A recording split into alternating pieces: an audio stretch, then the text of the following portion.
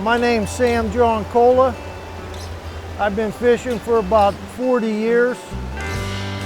My Uncle Joe Arcuri got me into this sport when I was a teenager, and I've loved it ever since. Today we're fishing Clearshade Creek above the town of Wimber, near Paint, the beautiful mountain stream. There's a lot of wild trout, and today there is a green drake hatch starting.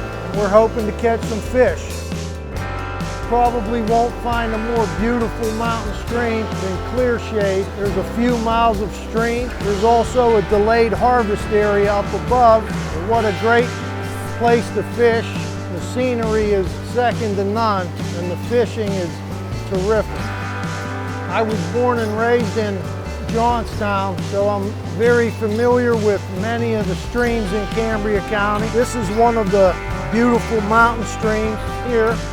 Cambria County has a lot of beautiful streams that run off of these mountains, and the water quality keeps getting better and better every single year, and the fish are becoming more and more plentiful.